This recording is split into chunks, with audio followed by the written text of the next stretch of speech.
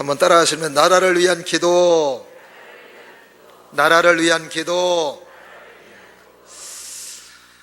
많은 사람들의 헌신과 땀과 노력으로 인하여 우리 대한민국이 있는 줄로 믿습니다.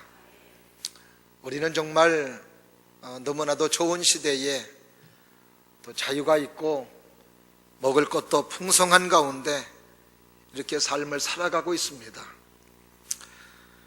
이 모든 일들이 남의 일이 아니고 우리의 일이라고 하는 것이 얼마나 감사한지 모릅니다. 아직도 많은 나라에 먹을 것도 없고 힘든 가운데 있는 나라 국민들도 많이 있는데, 우리는 너무 먹을 게 많아서, 그래서 다이어트라고 하는 이야기가 나올 정도로 이렇게 풍성한 나라가 된다는 것도 정말 하나님께 감사한 일입니다.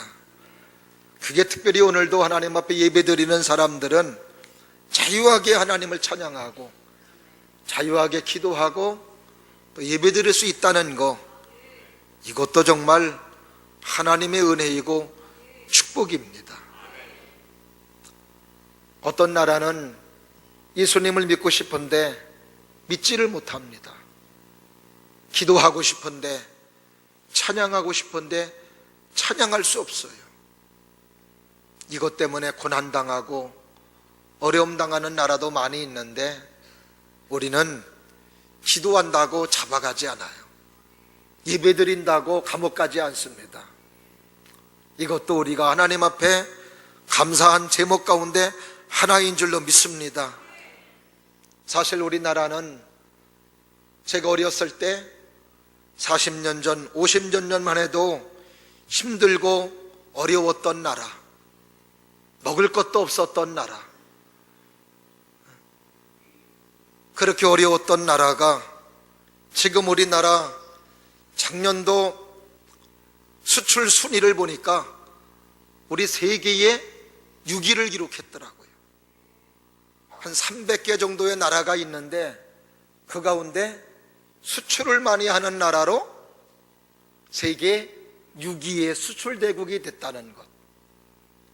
언젠가 학교 다닐 때 100억 불 수출을 기념해서 나라에서 행사를 가졌던 기억이 있습니다. 근데 지금 우리나라는 그거에 얼마나 많은 성장을 주시고 하나님의 복을 주셨는지, 전 세계에 기라성 같은 나라도 많이 있는데 그 가운데 우리 대한민국이 수출 대국으로 6위를 차지했다는 거, 하나님의 은혜이고 하나님의 축복입니다. 올림픽도 2번 치르는 나라가 됐다라고 하는 거, 이것도 정말 전 세계에 자랑할 만한 모습이고 자부심을 가질 만한 일인 줄로 압니다. 그러나 우리가 기억해야 될 게 있습니다. 우리가 이렇게 되기까지는 많은 사람들의 땀과 노력, 수고, 순교의 피가 있었다는 사실입니다. 국권을 잃어버리고 나라를 되찾기 위해서 목숨을 걸었던 순국소년들, 6.25 한국전쟁 속에서 나라를 위해서 꽃다운 젊음과 생명을 바쳤던 참전용사들, 이 땅의 참된 자유와 민주주의를 위해 헌신하고 희생했던 민주유공자들, 열악한 경제 환경 속에서도, 전쟁의 폐허 속에서도 이 땅의 경제적 풍요와 번영을 위해 수고했던 산업 근로자들과 기업가들, 경제인들, 수고와 땀이 있었기 때문에 오늘 대한민국은 이런 번영을 이루고 이런 자유와 풍성함을 누리고 있는 줄로 믿습니다. 그런데 우리 기독교도 마찬가지입니다. 이 땅에 복음 들어온 지 130년의 세월이 흘렀습니다만, 우리가 지금처럼 이렇게 자유롭게 예배를 드리고 지역지역에 교회가 세워지고 많은 하나님의 사람들이 있어서 하나님 앞에 기도하며 예배할 수 있는 그런 많은 교회가, 주의 종, 믿음의 사람들이 있다라고 하는 거, 이것도 그냥 되어진 것이 아니라 한국의 기독교 부흥을 위해서 한국 기독교 성장을 위해서 희생하고 수고하고 땀 흘리고 순교의 피를 흘렸던 많은 선조들의 믿음이 있었기 때문에 오늘도 우리는 이 자유함과 이 영적인 축복을 누리고 있는 줄로 믿습니다. 오늘은 특별히 99주년 3.1절 기념주일로 우리가 예배를 드리고 있습니다. 나라 사랑하는 마음을 가지고 나라를 위해서 기도하고 또한 나라를 위해서 간구할 수 있는 우리 모두가 될 수 있기를 주의 이름으로 축원합니다. 오늘 본문의 말씀은 모세가 국가와 민족을 위해서 기도하고 있는 내용이 오늘 본문의 말씀입니다. 하나님께서 이스라엘 민족들을 430년의 노예 생활에서 해방시켜 주셨습니다. 약속의 땅, 가나안 땅을 약속해 주시며 젖과 꿀이 흐르는 그 축복의 땅을 약속해 주시며 이스라엘 민족들은 400년의 노예 생활을 청산하고 그리고 애굽에서 나왔습니다. 하나님은 축복의 땅 가나안 땅으로 가는 과정에 시내산 앞으로 이스라엘 민족들을 데리고 왔습니다. 그리고 시내산으로 모세라는 하나님의 사람을 정상으로 불러 올렸습니다. 모세를 시내산으로 부른 이유는 율법을 주시고 하나님을 섬기게 하고 하나님의 축복과 하나님의 사랑으로 살게 하기 위함으로 시내산으로 불려 올렸던 것이었습니다. 모세가 시내산에서 하나님과의 만남은 율법을 받고 하나님과의 믿음의 교제를 통한 민족의 장래가 하나님의 축복을 위한 장래였고 이스라엘 민족을 위한 하나님의 구원의 아름다운 만남이었습니다. 40일 동안 시내산에서 머물게 하면서 하나님과 믿음의 교제를 이루며 앞으로 주실 하나님의 축복과 앞으로 주실 하나님의 사랑을 기대하며 모세는 하나님과의 신령한 믿음의 교제를 이루었습니다. 시내산에서 40일 동안 모세와 하나님과의 만남은 개인적인 차원을 넘어서 민족의 미래가 달려있는 것이었고 민족 전체의 축복이었던 것이었습니다. 정말로 기대가 되는 시간이었고 하나님의 은혜가 넘치는 민족의 축복의 시간이었습니다. 그런데 그 축복의 시간, 민족에게 은혜가 내려지는 그 시간에 안타까운 일이 벌어졌습니다. 산 밑에 이스라엘 사람들이 금송아지를 만들어 놓고 하나님 앞에 부패된 모습으로 서 있던 것이었습니다.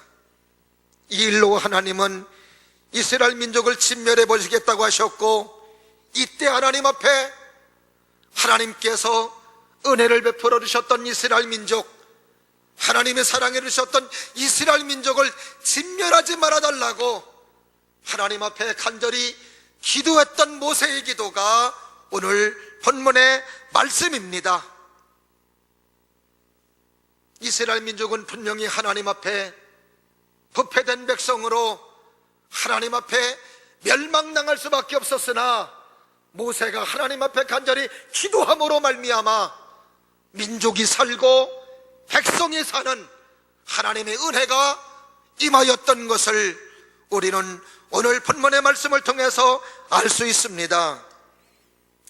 오늘 모세가 이스라엘 민족을 위해 기도한 그 기도가 대한민국을 위해서 우리 모두가 기도해야 되는 기도의 모습이 되어야 되는 줄로 믿습니다. 왜냐하면 우리의 기도가 나라를 살리고 우리의 기도가 민족을 살리고 우리의 기도가 국민들을 살리는 유일한 길이기 때문에 그렇습니다. 나라를 외면한 신앙은 진정한 신앙이 아닙니다.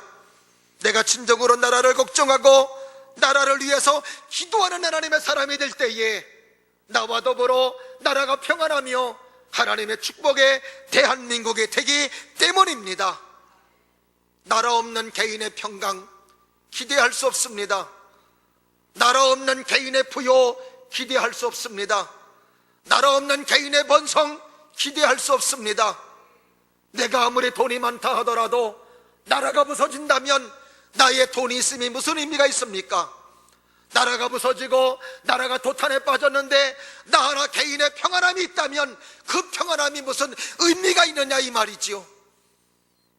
나라가 변형을 이루고 나라가 평안하고 나라가 안정적일 때 나의 개인의 삶도 안정이 되며 나의 개인의 삶도 평안을 이루며 내 개인의 삶도 부유와 그리고 번성의 삶에 의미가 있는 줄로 믿습니다. 특별히 지금 우리는 북한의 핵개발로 인하여 작년부터 몇 년 전부터 전쟁의 위협에 어려움을 겪고 있습니다. 정부가 이 나라에 이 땅에 전쟁이 일어나지 않도록 노력하고 있습니다마는 정부의 노력으로만 되지 않습니다. 우리는 특별히 전쟁도 겪은 나라로 전쟁이라고 하는 것이 얼마나 어렵고 힘들다라고 하는 것을 우리는 역사를 통해서 경험하고 있습니다.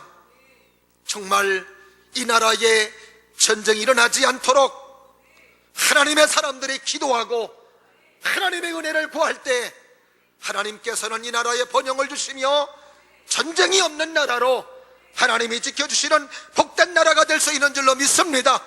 이런 때일수록 믿음의 사람들이 기도하고 믿음의 사람들의 나라를 걱정하고 믿음의 사람들의 애국운동으로 말미암아 이 나라가 다시 한번 하나님의 평강 속에 하나님의 축복으로 채워주시는 귀한 은혜의 역사가 있기를 주의 이름으로 축원합니다. 우리가 나라를 위해서 어떤 기도를 드려야 될까요?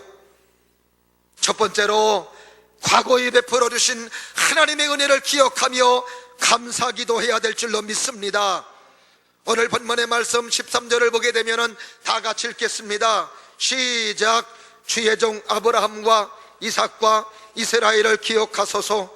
주께서 그들을 위하여 주를 가리켜 맹세하여 이르시기를 내가 너희의 자손을 하늘의 별처럼 많게 하고 내가 허락한 이 온 땅을 너희의 자손에게 주어 영원한 기업이 되게 하리라 하셨나이다.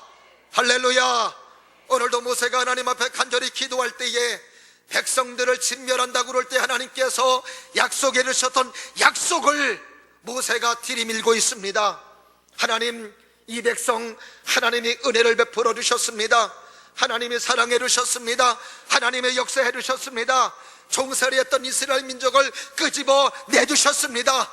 그러므로 말미암아 이렇게 지금 하나님의 은혜를 받고 있는데 하나님, 정말 하나님께서 베풀어 주신 이 민족이오니 하나님의 사랑으로 역사해 주셨던 이 민족이오니 하나님 보존해 달라고 은혜를 베풀어 달라고 오늘도 우리가 하나님 앞에 기도할 때에 우리나라에도 하나님 은혜를 베풀어 주셨고 사랑해 주셨고 역사해 주셨으므로 말미암아 오늘의 이 번영과 이 축복을 누리고 있는 줄로 믿습니다. 어려울 때를 기억하며 우리 민족에게 은혜를 베풀어 주셨던 하나님, 사랑으로 역사해 주셨던 그 하나님을 기억하며 하나님 앞에 감사할 수 있는 우리 모두가 되어야 될 줄로 믿습니다. 오늘 본문에도 모세는 하나님을 가리켜 아브라함의 하나님, 이삭의 하나님, 이스라엘의 하나님, 야곱의 하나님을 오늘도 상기시키고 그리고 민족들을 위해서 기도하고 있습니다. 오늘 본문의 말씀뿐만이 아니라 구약 성경을 보면은 하나님께서 하나님의 사람들을 통하여 이런 표현을 많이 씁니다. 아브라함의 하나님이었다고, 이삭의 하나님이라고, 야곱의 하나님이라는 표현을 많이 씁니다. 하나님께서는 이스라엘 민족들에게 교훈하실 때 하나님이 어떤 자임을 분명하게 인지시키고 있습니다. 지금의 이스라엘 민족, 야곱에게 약속하셨던 하나님, 이삭에게 약속하셨던 하나님, 아브라함에게 약속하셨던 하나님, 그 약속에 의해서 지금 이스라엘 민족들이 하나님의 약속대로 하나님의 은혜받고 하나님의 사랑받고 있음을 기억시키고 있습니다. 그리고 애굽에서 종살이했던 너희들을 구원한 자가 누구냐? 나 여호와 하나님이라고. 그러면서 하나님께서는 하나님 자신을 소개하고 있고 그때 역사했던 많은 하나님의 사람들을 가르쳐주고 있으며 그리고 그 사건을 하나님께서 인지시킴으로 말미암아 그 사건 속의 주체자가 하나님이셨음을, 그리고 그 사건 속에서 주도했던 사람도 역시 마찬가지로 하나님의 은혜를 주시고 하나님의 역사해 주시고 하나님의 인도해 주셨던 하나님의 사람이었음을, 많은 사건 속에서 그 시대의 당대의 사람들에게 하나님과 사람과 사건들을 인식시키며 하나님을 믿는 믿음을 가지게끔 했던 것들을 우리는 볼 수 있습니다. 오늘도 우리가 3.1절 기념예배를 드리면서 우리가 여기에서 우리들의 의미를 둬야 되는 이유가 여기에 있습니다. 이 사건 속에서 우리는 이 사건의 주체자 하나님을 기억해야 됩니다. 사건 속에 역사했던 많은 사람들을 기억해야 됩니다. 그리고 이 사건을 우리가 기억하면서 나라를 생각하고 나라를 사랑하는 마음을 가져야 되는 데에서 우리가 3.1절 기념예배의 의미를 찾는 것입니다. 역사를 기억하지 않고 역사를 가르치지 않는다면 그 백성은 망한다는 이야기가 있습니다. 우리는 오늘도 36년 압박을 당하였던 우리 민족의 그 고통과 어려움 속에서 1919년 3.1절 당시 많은 하나님의 사람들과 그리고 나라를 위해서 싸웠던 많은 사람들을 기억해야 됩니다. 1992년도 1월 17일 한국일보의 위안부 강제 연항제였던 요시다 세이지라고 하는 사람은 증언합니다. 징용과 종군 위안부는 일제 국가 권력을 이용한 범죄 행위였다고. 말이 위안부 모집이지 노예 사냥처럼 체포했다는 것입니다. 경비 병력이 마을 전체를 포위하고 넓은 마당으로 여인들을 끌어모은 다음에 젊은 여자들만 트럭에 실었답니다. 배당된 인원이 적을 때에는 결혼한 여자들도 마구잡이로 끌고 갔습니다. 가족들의 저항을 막기 위해서 몽둥이로 때리고 총검으로 위협하면서 가족들과 생이별을 만들게 했습니다. 그때 끌려간 위안부 수초가 20만 명이었고 매춘한 것이 아니라 일본 군대에게 집단 강간을 당하였다고 증언을 했습니다. 징용자로 끌려간 남자만도 200만 명이었다고 말하고 있습니다.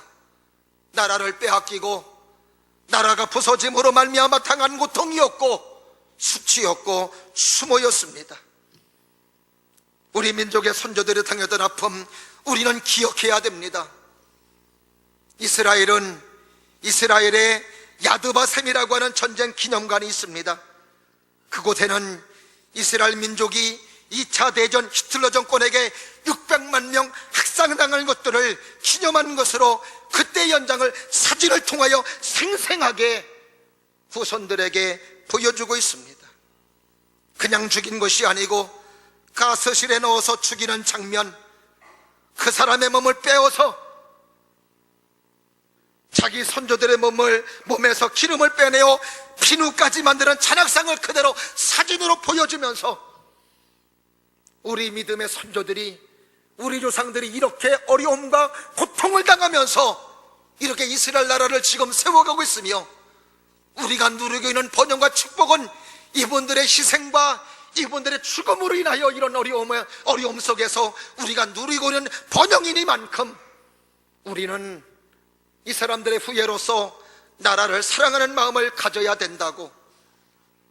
그리하여 학생들과 모든 국민들이 이 전쟁 기념관에 와서 다시 한번 나라를 생각하며 나라를 위해서 애국해야 되겠다는 마음의 결심을 갖습니다.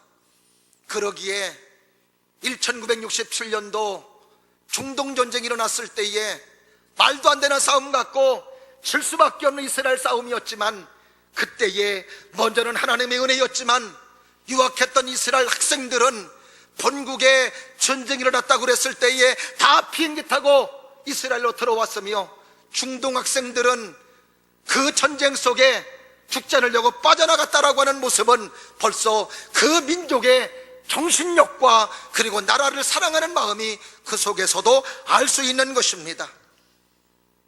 그 기념관에 이런 말이 있습니다. 용서는 하되 잊지는 말자고. 우리는 기억해야 합니다. 나라를 위해서 싸웠던 사람들, 나라를 위해서 희생했던 많은 사람들, 이런 사람들과 이런 사건들을 우리는 기억해야 됩니다.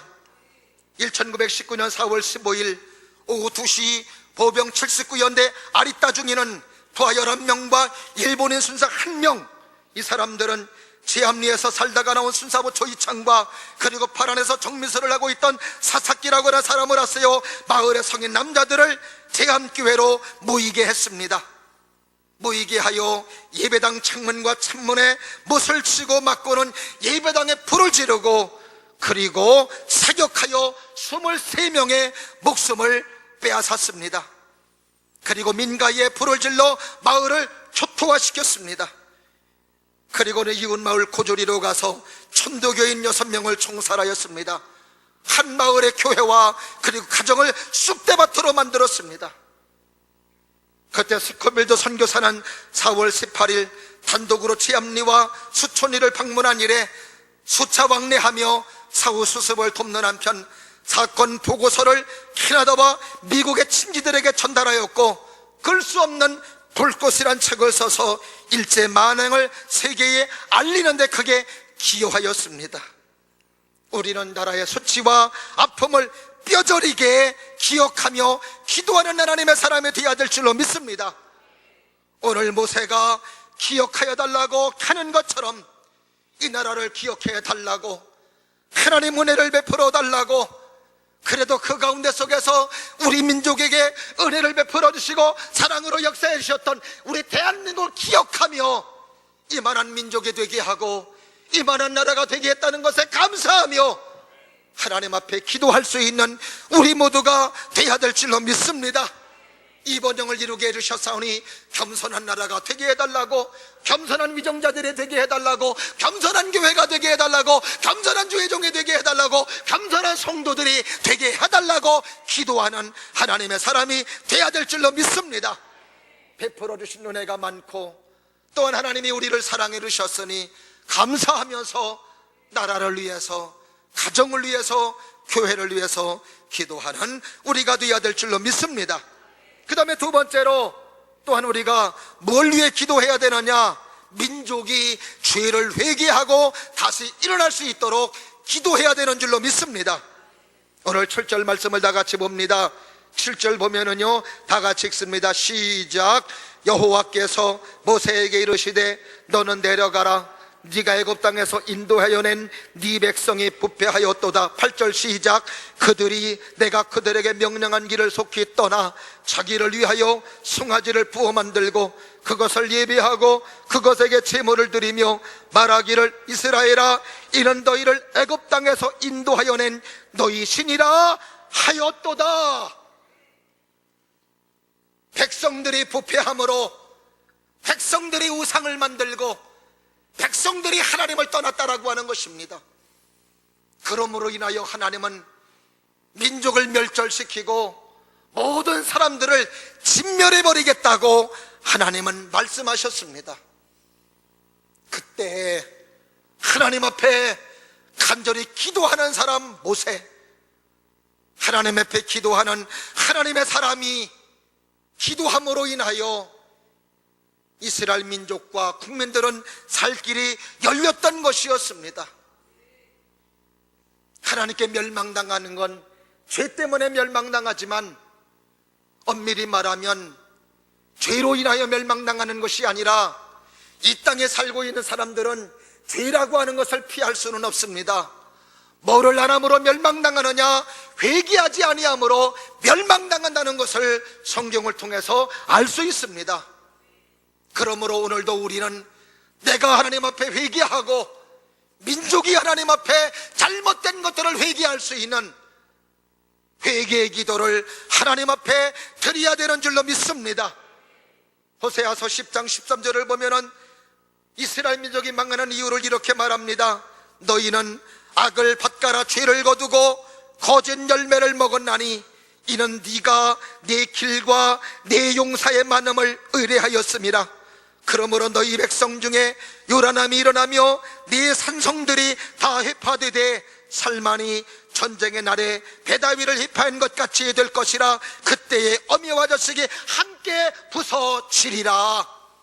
하나님 앞에 범죄함으로, 하나님의 뜻을 따르지 아니함으로, 하나님을 떠남으로, 우상 숭배함으로, 그러므로 민족이 멸망하고 사람이 멸망됨을 말해주고 있습니다.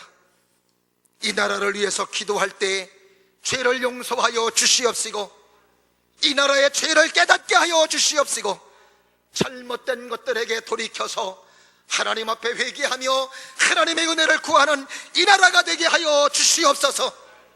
이 땅의 황무함을 보소서.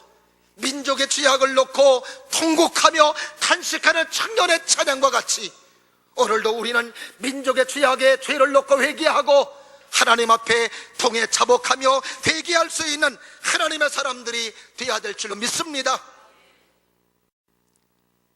세계 대전을 일으켰던 주범이 독일이었습니다.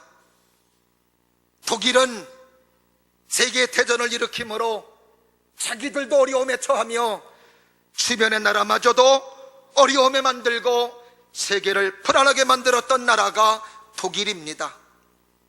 스위스 역사가 야곱 프루크하르트라고 하는 사람은 무엇이 독일을 그렇게 만들었는가라고 하는 질문에 답하기를 뭐라느냐, 20세기 독일에는 두 가지 바람이 불었다는 겁니다. 하나는 뭐냐, 모든 것들을 집중화시키는 바람이 불었다는 것입니다.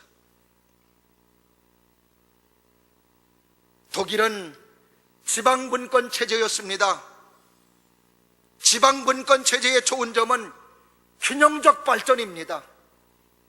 경기도도 발전하고 충청도도 발전하고 경상도도 발전하고 전라도도 발전하고 제주도도 발전하고, 아니 우리 여기 앉아있는 사람은 우리나라 사람 아닌가요? 이것이 바로 지방분권 체제의 좋은 점입니다. 근데 독일의 세계전쟁을 일으킬 때 어떤 범이 일어나느냐, 모든 것들을 집중화시키는 바람이 불었다는 것입니다. 베를린으로 베를린으로 베를린으로 베를린으로, 모든 경제도 베를린으로, 모든 정치적인 것도 베를린으로, 모든 것들이 베를린으로 집중화되면서 권력이 집중화되었다라고 하는 것입니다. 그 권력의 중앙 집중화가 나라의 큰 권력으로 작용하게 되었고, 그 권력에 집중하는 결국 나라의 이기적으로 이어지면서 주변 나라를 약탈하며 주변 나라를 공격하는 그런 것으로 되어졌다라고 하는 것입니다. 또 하나의 범이 있었는데 그게 바로 뭐냐, 독일은 교회 중심이었습니다. 하나님 중심이었습니다. 말씀 중심이었습니다. 그런데 하나님 중심, 신앙 중심, 양심 중심, 도덕 중심이었던 나라가 철학, 이성, 물질, 과학, 기술, 이런 실용적 가치관들이 신앙보다 위에, 양심보다 위에, 도덕보다 위에 이런 바람이 불었다라고 하는 것입니다. 이런 것으로 인하여 세계 대전이 일어나게 되었고, 그리고 결국 이러한 것들은 자기도 힘들고 다른 사람들도 어렵게 만들었다라고 하는 것입니다. 하나님을 섬기는 믿음은 항상 언제나 위에 있어야 됩니다. 오늘 여러분의 가장 우선순위는 하나님의 길을 주의 이름으로 축원합니다. 이것으로 적용할 때 지금 여러분들은 무엇 때문에 하고 무엇 때문에 안 합니까? 여러분을 움직이는 것이 무엇입니까? 돈이 여러분을 움직입니까? 나의 이득이 여러분을 움직입니까? 무엇 때문에 움직입니까?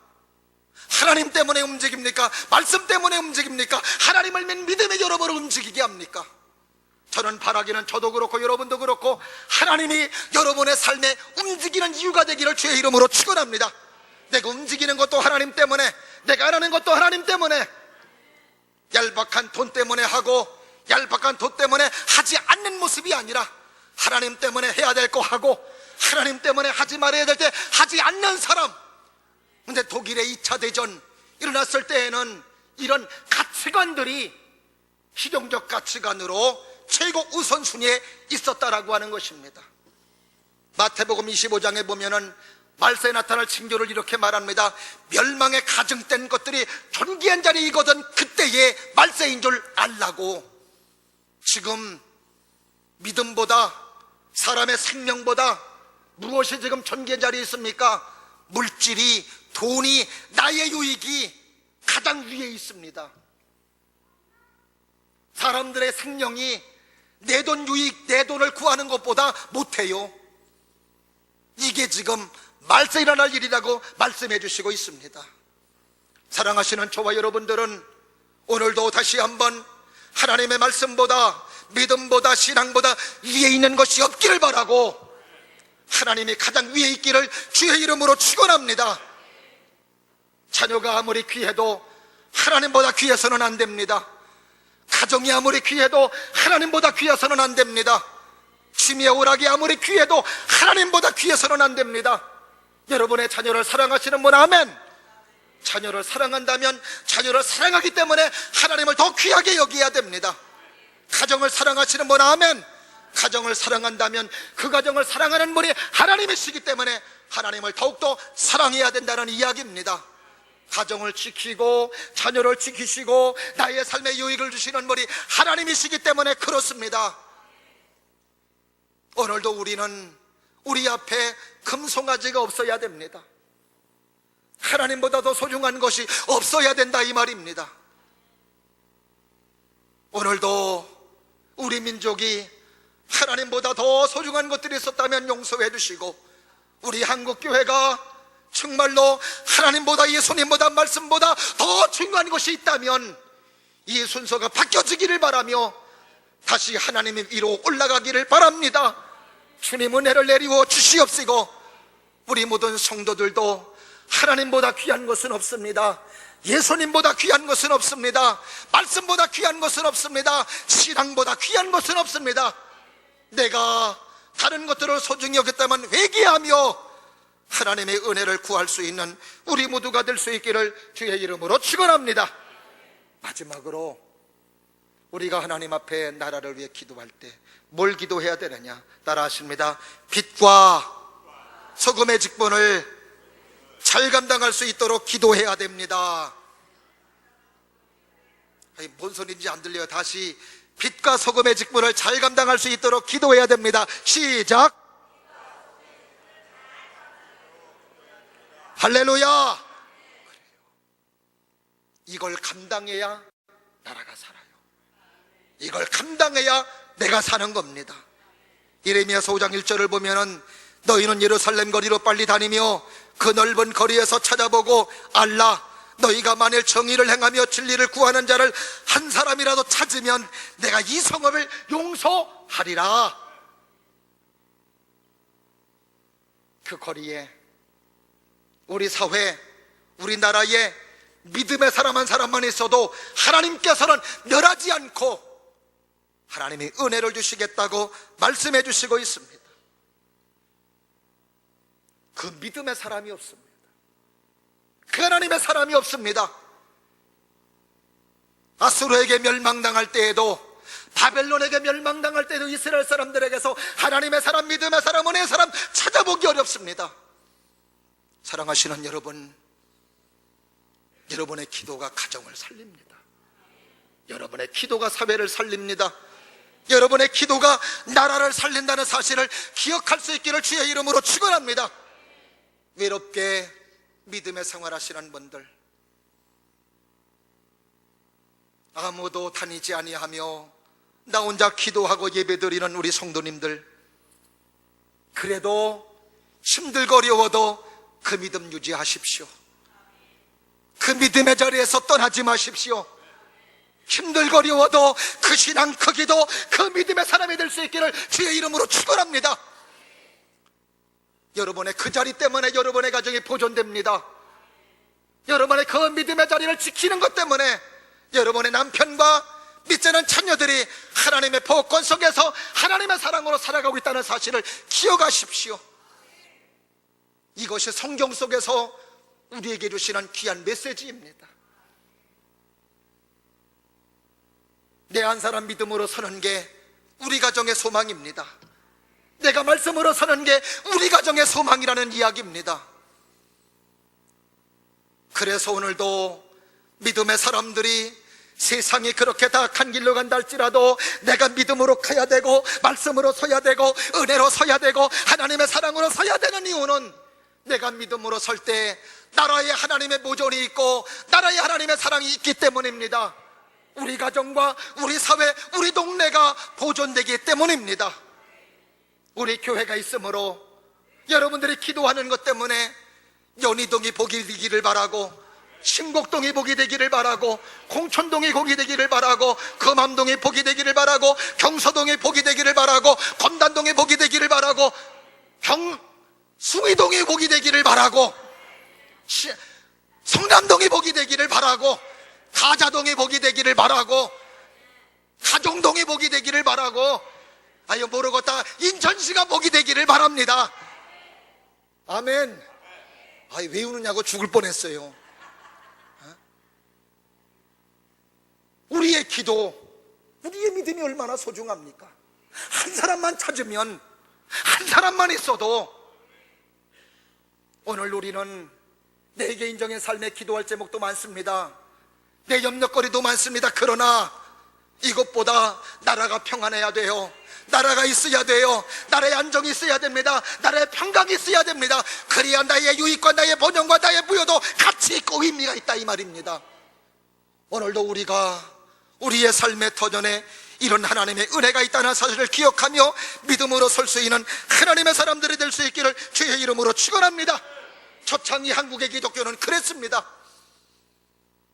민족의 빛과 소금의 역할을 감당했습니다. 항일운동의 주체자 기독교였습니다. 3.1운동의 주체자 기독교였습니다. 그 다음 빼놓을 수 없는 사람 유관순 열사가 있습니다. 1904년도 3월 26일 천안시 병천면 용두리 이중근 씨의 둘째 딸로 태어났습니다. 아버지는 개화족이었고 믿음이 좋은 분이었습니다. 조병옥 박사의 아버지 조인원 씨와 함께 매번 교회를 설립한 분이십니다. 하나님을 잘 섬긴 가정에 둘째로 태어나서 아버지의 영향으로 하나님을 믿게 되었고, 공조 영명학교를 거쳐 지금의 이화여자대학교 전신 이화학당에 입학하여 공부하였습니다. 공부 도중에 1919년 3월 1일 파고다 공원에서 독립선언문이 낭독되며 만세운동이 퍼져지면서 3월 10일 날 이화학당도 휴교령이 내려졌습니다. 공부를 멈춘 유관순 학생은 고향으로 내려왔습니다.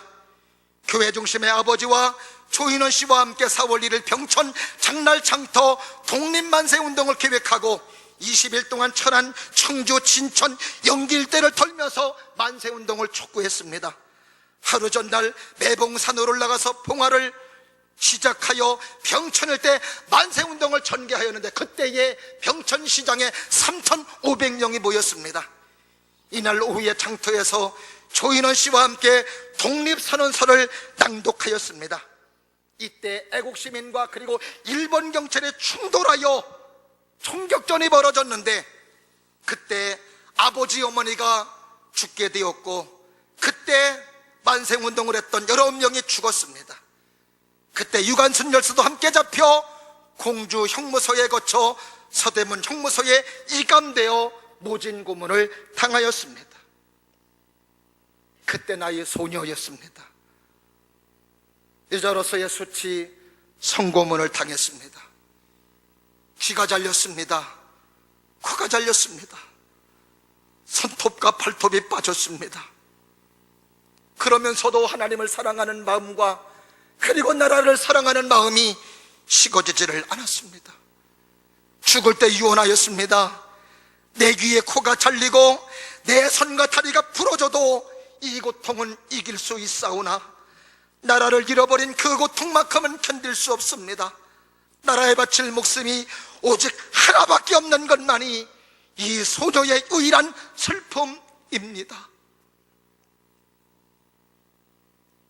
어떻게 20살도 안 된 소녀가 그 모진 고문과 고통을 당하면서도 그런 것들이 힘들지 않다고 하며 나라를 위해서 목숨 바칠 그 목숨이 하나밖에 없다는 것이 너무나도 안타깝다고 여겼던 유관순, 이 어린 소녀의 절규.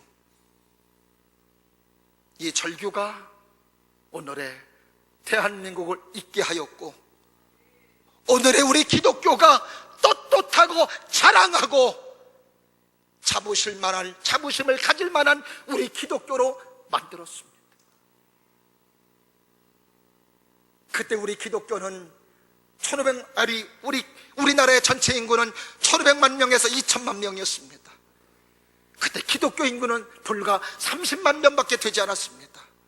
불과 2%가 안 됩니다. 2%가 안 되는 기독교인들이 이렇게 좋은 영향을 끼치며 빛과 소금의 역할을 감당하며 정말로 부끄러운 기독교가 아니라 떳떳한 기독교, 자랑할 만한 기독교, 많은 사람들에게 내세울 만한 기독교로 우리에게 유산을 물려줬습니다. 우리는 뭘 물려줄래요? 20%, 25%의 자랑을 하고 있습니다. 교회가 만연되어 있습니다. 하나님의 사람이 많습니다.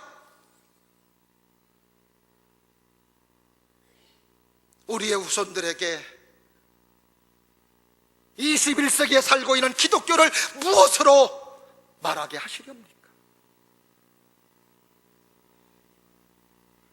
21세기 하나님의 사람들도 기도하는 사람으로 정말 우리들에게 떳떳한 하나님의 사람들이었다고, 자랑스러운 대한민국의 기독교였다고, 기독교인이었다고 말하게 할 수 있는 하나님의 사람이 되게 했으면 좋겠어요.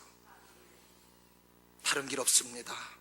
기도하고 십자가 지고 믿음 갖고 빛과 소금의 역할을 감당하는 것입니다. 다시 한번 나라의 소중함을 깨닫고, 이 나라가 이분들의 희생과 노력으로 이루어졌다는 사실을 기억하며 다시 한번 감사한 마음을 가지고 나라를 위해서 기도할 수 있는, 빛과 소금의 역할을 감당할 수 있는 우리 모두가 되어서 우리 대한민국이 하나님의 축복의 나라로, 하나님이 계속해서 사랑해 주시는 대한민국으로 나갈 수 있는 역사가 있기를 주님의 이름으로 축원합니다. 기도하겠습니다.